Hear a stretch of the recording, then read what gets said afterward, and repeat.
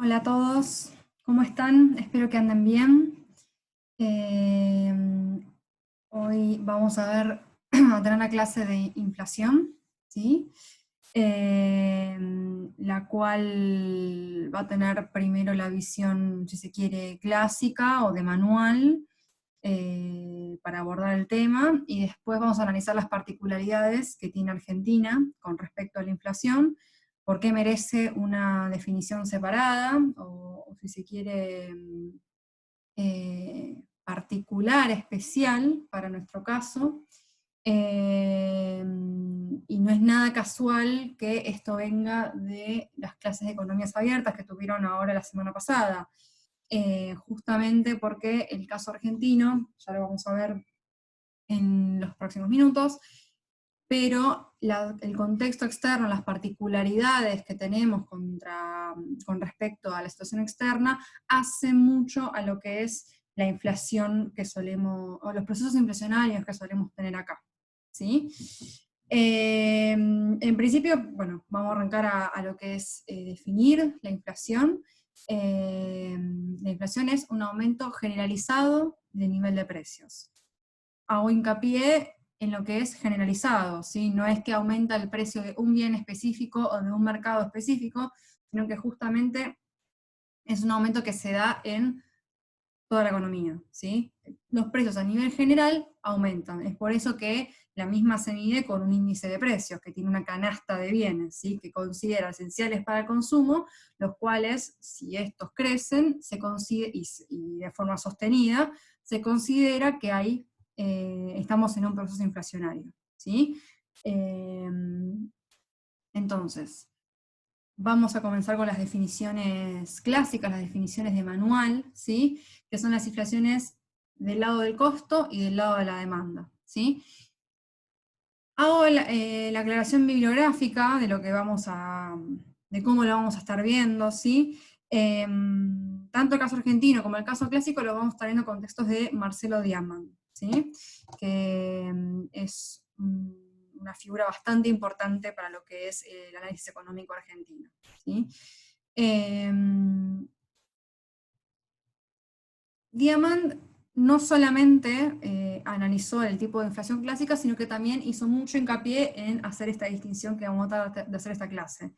Es por eso que tanto la inflación de costo y demanda como la inflación estructural, que vamos a verla después, la vamos a ver con textos de él, ¿sí? Porque él justamente parte de lo que es la definición monetaria, la definición ortodoxa, y después la va desgranando hasta armar una definición que aplica a nuestro caso, ¿sí? Les venía diciendo entonces, inflación de costo e inflación de demanda, ¿sí? Estos son los tipos de inflación que se pueden eh, encontrar en cualquier manual de macroeconomía, ¿sí?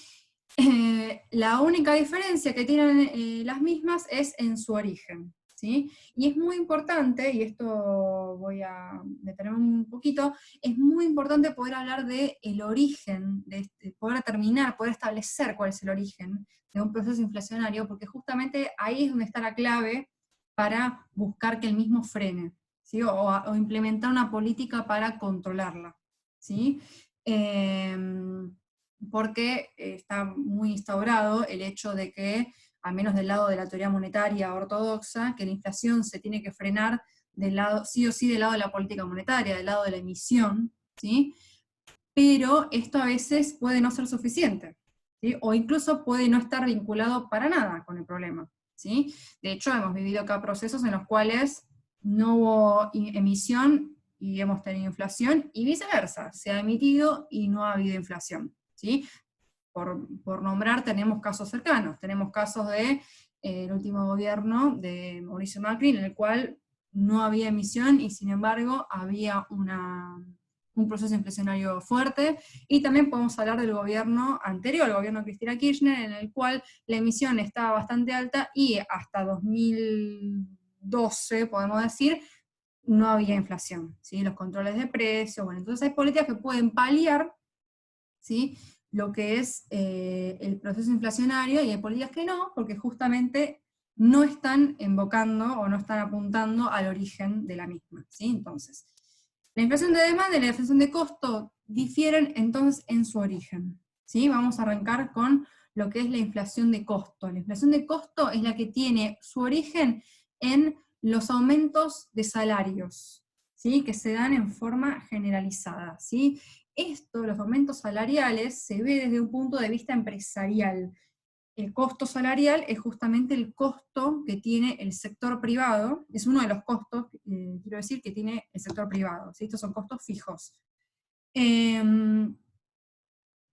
Los aumentos salariales, como se suelen dar vía pauta salarial, vía negociaciones, ¿sí? Generan un problema que es la puja distributiva, ¿sí? El sector empresario, al haber resultado de una negociación que implique un aumento salarial general, va a intentar mantener su margen de ganancia. ¿De qué forma? Aumentando los precios, ¿sí? Si aumentan los precios, esto va a hacer que el aumento salarial que pida luego el sector asalariado sea cada vez mayor, y así sucesivamente, ¿sí? Este ida y vuelta, esto de yo aumento, entonces pido que me aumenten a mí porque me va a ser más caro, entonces para el empresario va a ser más caro tener un empleado, entonces aumenta su precio, para el empleado va a ser más caro consumir, entonces pide que aumente su salario, entonces esto que se va retroalimentando es lo que genera lo que se llama la espiral inflacionaria, ¿sí? Esto es espiral justamente porque es un proceso que se va dando, una rueda que gira sistemáticamente hasta que cada vez se da menos y menos y menos y cesa el proceso, o desemboca en un proceso más fuerte, ¿no? Pero por lo general lo que se hace es un proceso así, ¿sí? Ese es por el lado del costo. Luego tenemos la inflación del lado de la demanda, ¿sí? Que es, de vuelta, el origen distinto, ¿sí? La inflación de la demanda viene justamente, y va a la redundancia, por un exceso de demanda con respecto a la oferta, ¿sí?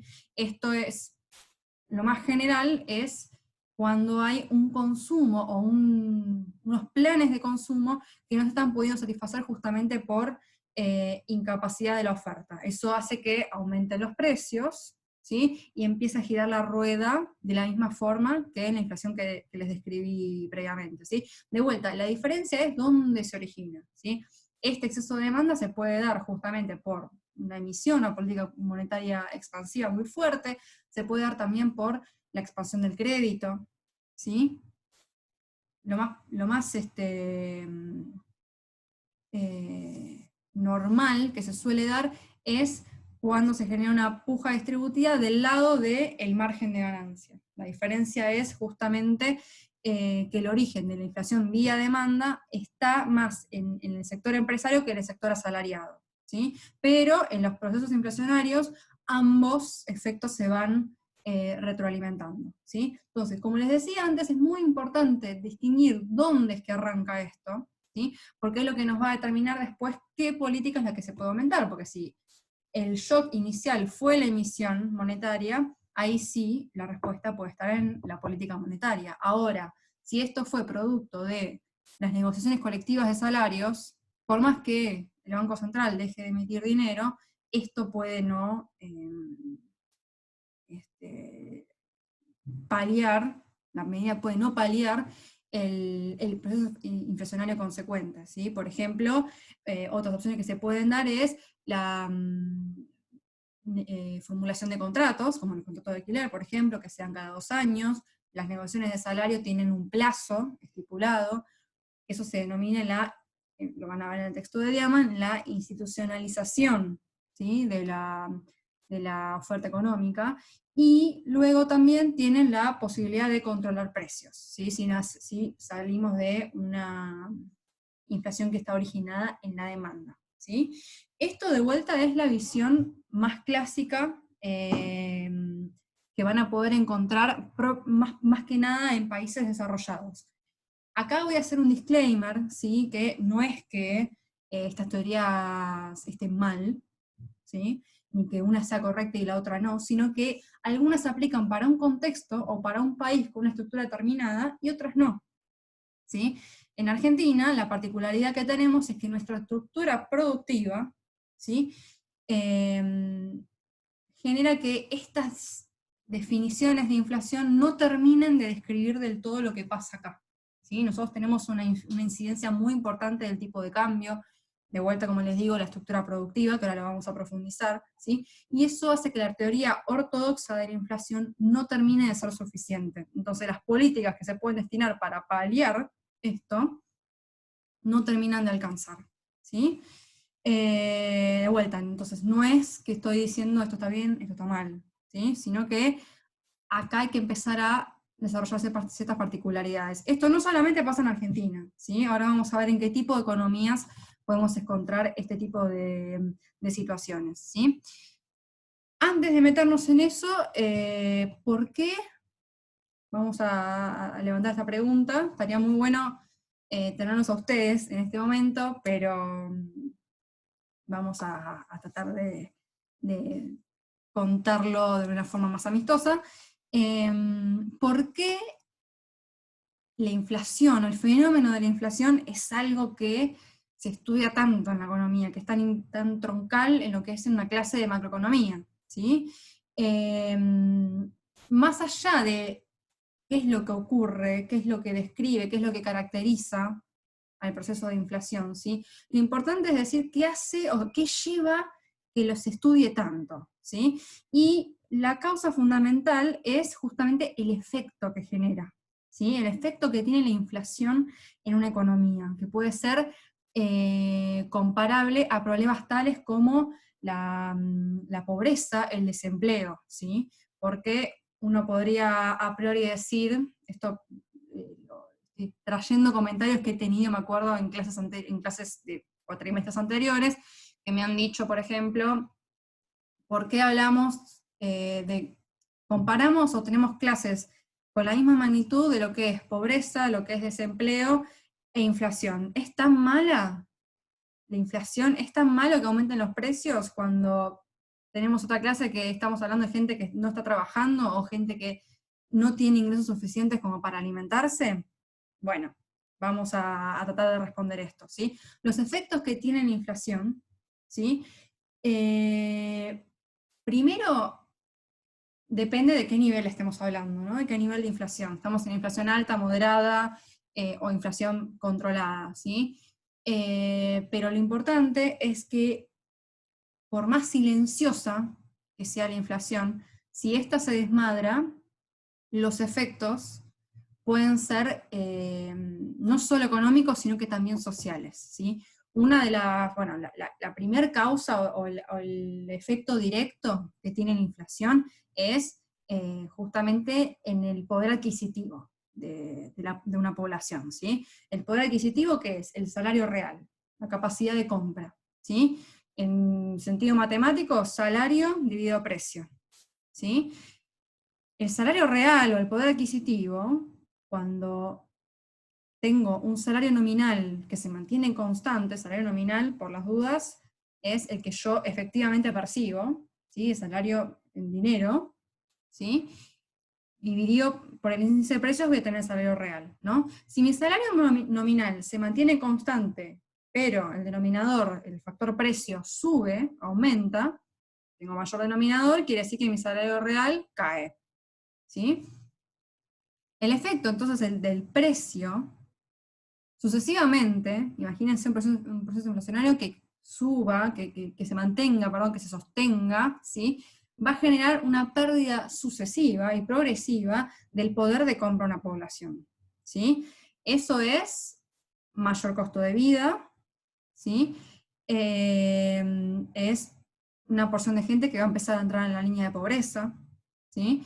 Y también esto puede incidir en el desempleo. ¿Por qué? Porque a las empresas les puede llegar a costar más caro justamente contratar gente o poder mantener los salarios que mantengan este salario real, ¿sí?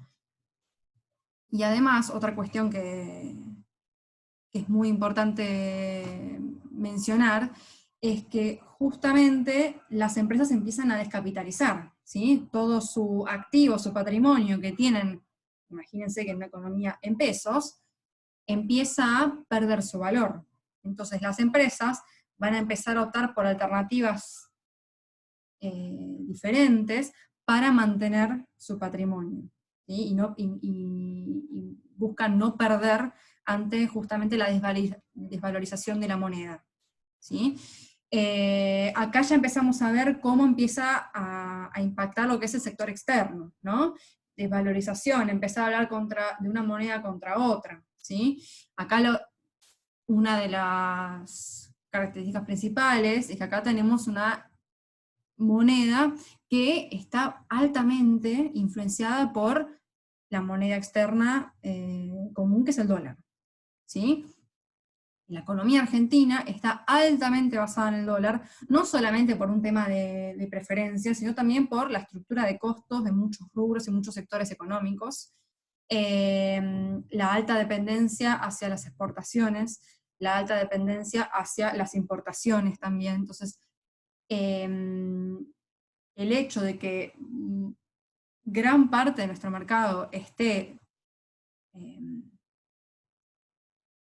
sea dependiente, si se quiere, de esta moneda externa, implica que la situación del tipo de cambio sea algo que influencie mucho en lo que es la inflación. Este pasaje de tipo de cambio a precios es lo que se denomina pass-through, es justamente el pasaje de tipo de cambio a precios. No es lineal, ¿sí? Esto depende de qué mercado y qué bienes estemos hablando, ¿sí? Lo que se denomina para los economistas bienes transables y bienes no transables, ¿sí? Pero justamente bienes transables serían los bienes que se pueden comerciar en el exterior, ¿sí? El mercado de bienes transables está altamente influenciado acá por el tipo de cambio, justamente consecuencia de tener siempre una alternativa, una incidencia muy grande de los bienes importados en, en la economía, ¿no?